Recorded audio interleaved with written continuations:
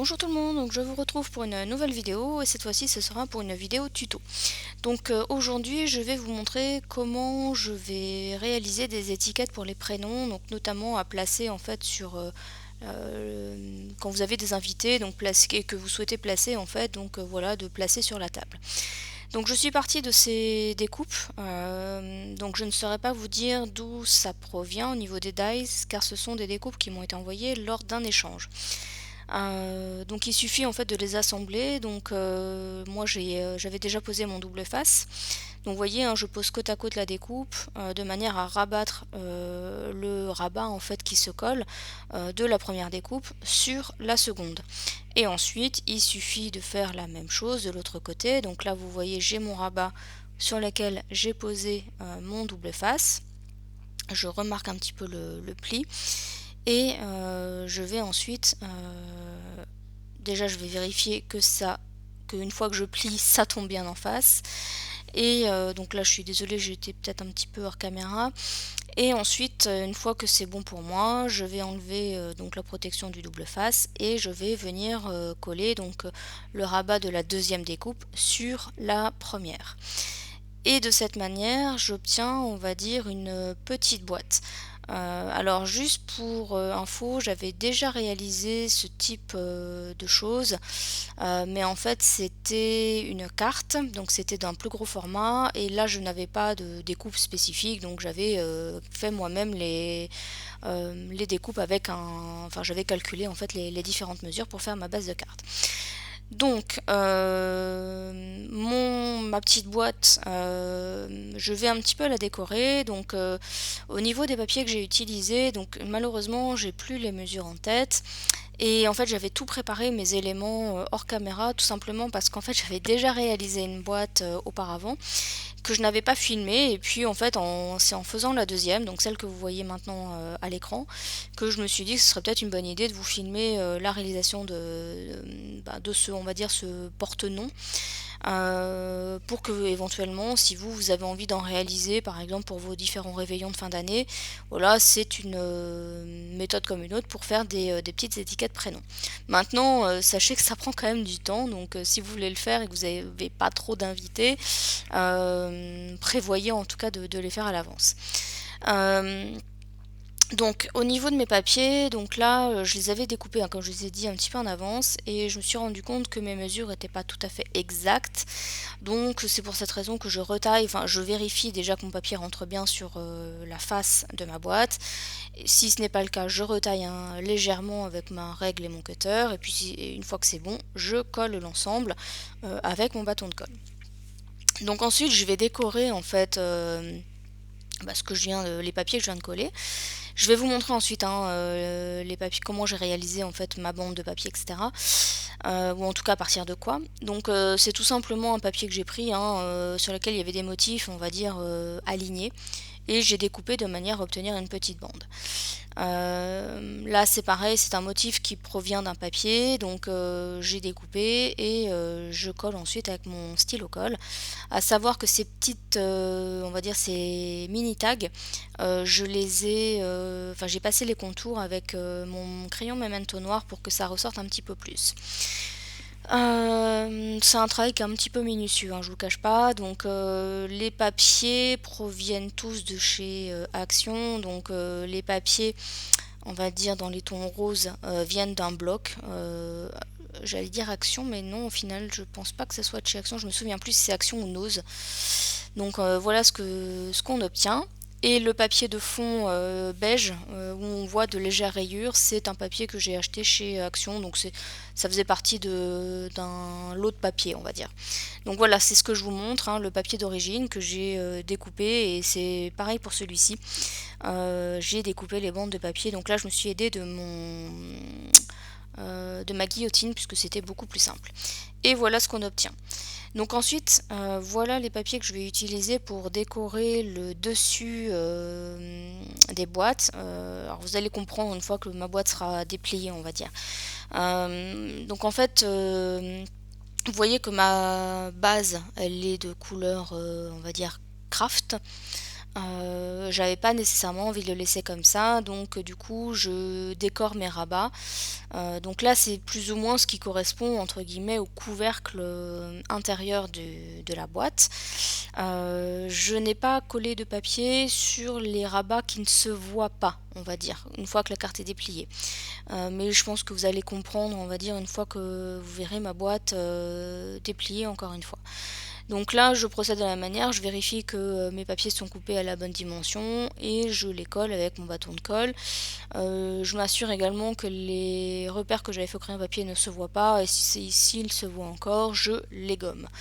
Donc l'idée c'était d'utiliser un papier, on va dire dans les tons, vous avez vu il y a un peu de rose, aussi parce que mes décors ensuite il y aura dans les tons un petit peu rose. Donc et c'est destiné à une, vous allez voir, à une personne féminine.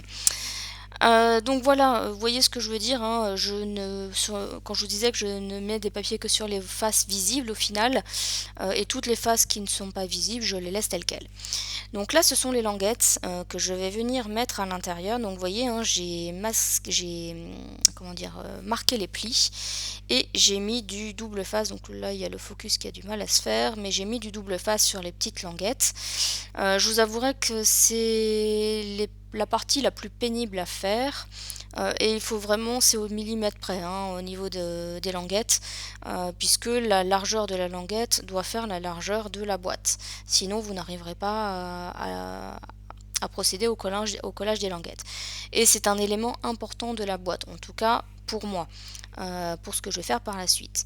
Donc j'essaye de coller, mais donc pas trop profond mes languettes, mais j'essaye de pas les mettre non plus au bord. Donc après vous faites comme vous voulez, hein, ça dépend de quel aspect vous voulez donner à la boîte, etc. Le fait de pas les mettre trop enfoncés, disons que c'est plus facile après pour coller les différents éléments, vous allez voir. Donc voilà ce que ça donne. Donc ensuite, tous mes éléments de décoration, donc là j'ai fait mon étiquette bon anniversaire, je vais vous montrer la planche de tampon que j'ai utilisée tout à l'heure. Donc là j'ai repris mon papier rose, hein, que j'ai utilisé pour décorer les rabats de mes boîtes.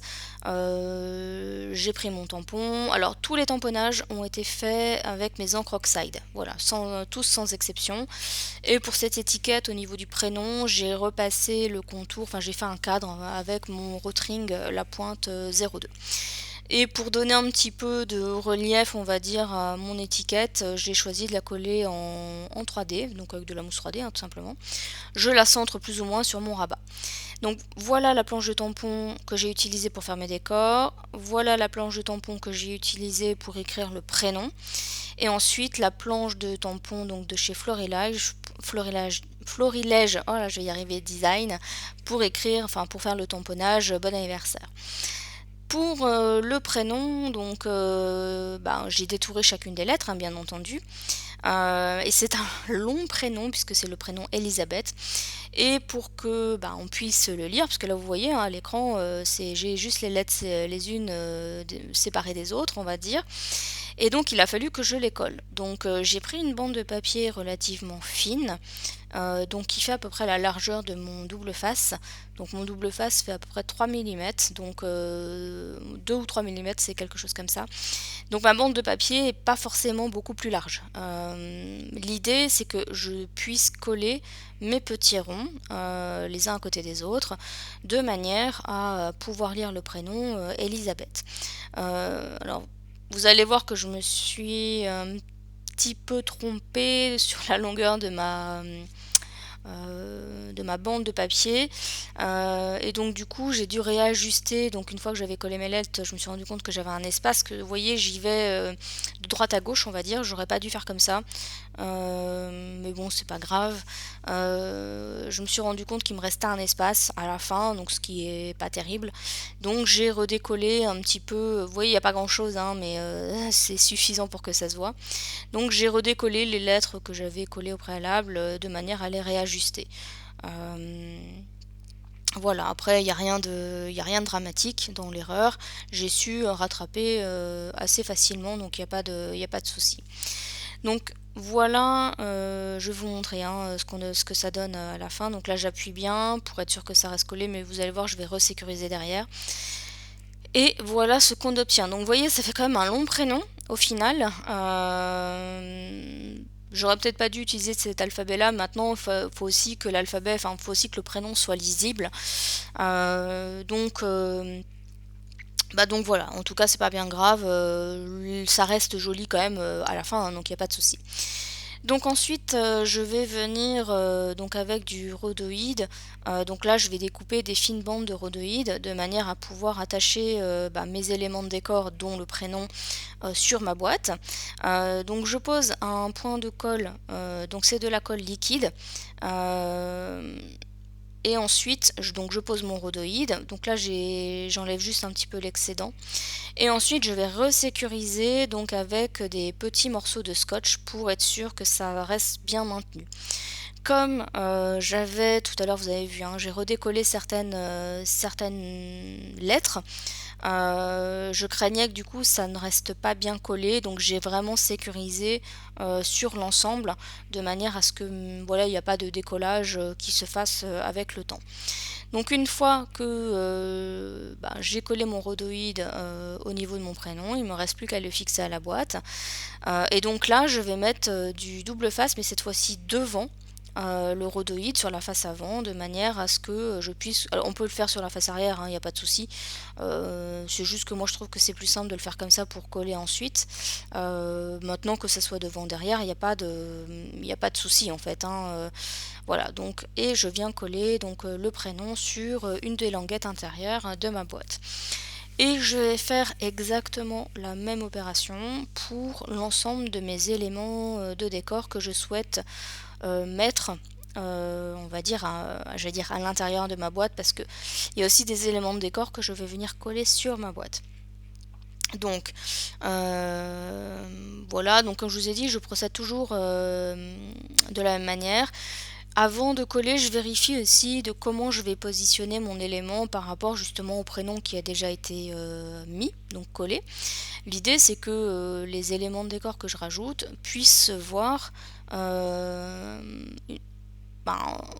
au-dessus du prénom, je dirais. Faut pas que l'élément que je mets derrière soit totalement caché par le prénom, et au final ça servira à rien de rajouter des éléments de décor. Voilà, donc là je fais mes tests, là je vérifie mes ballons. Les ballons, j'ai hésité à les mettre en fait sur on va dire le rabat arrière de la boîte, ou plutôt de le coller sur la partie avec un rhodoïde. J'ai finalement choisi de le coller plutôt sur le rabat arrière de la boîte. Donc au niveau des tamponnages, j'ai choisi donc des tamponnages, donc j'ai pris un petit chapeau, un paquet cadeau et un gâteau. Comme je vous l'ai dit, ça a été tamponné au Distress Oxide, donc là j'ai utilisé des chutes de papier pour mes tamponnages, et je les ai ensuite tout simplement détourés, donc avec un ciseau, avec une lame, une petite lame. Donc voilà. Donc là je continue de coller mes différents éléments. Alors à chaque fois, comme je vous dis, je revérifie ce que ça donne pour pas me tromper, et puis pour que ça fasse quand même joli à la fin, c'est le but. Et donc voilà, comme je vous l'ai dit, je procède toujours de la même manière. Je profite également de cette vidéo pour vous signaler que je ne suis pas certaine de pouvoir faire une vidéo la semaine prochaine, tout simplement parce que je serai encore en déplacement professionnel, donc ce sera compliqué pour moi de faire une nouvelle vidéo et faire le montage. Donc je pense pouvoir revenir la semaine suivante. Mais également sur la fin de l'année, ça risque peut-être d'être compliqué pour moi de continuer à faire des vidéos, tout simplement parce que mon mois de décembre est quand même bien chargé. Néanmoins, j'essaierai de faire le nécessaire, il n'y a pas de souci, mais en tout cas pour la semaine prochaine, ça reste quand même un petit peu compromis. Donc voilà, je tenais quand même à vous le signaler, vous inquiétez pas.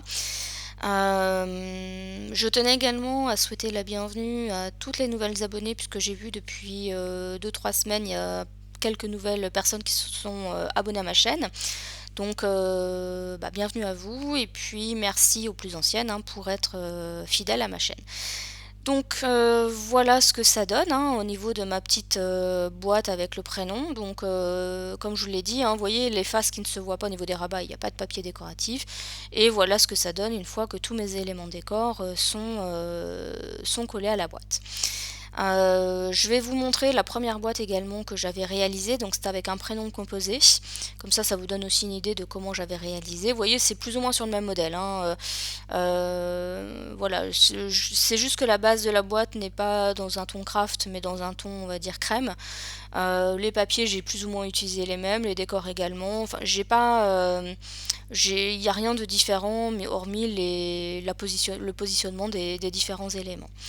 Donc voilà, donc j'espère que ça vous aura plu. Donc n'hésitez pas à utiliser ces petites étiquettes pour décorer vos tables de fête par exemple. Et pour ma part, je vous dis à bientôt dans une prochaine vidéo. Bye bye!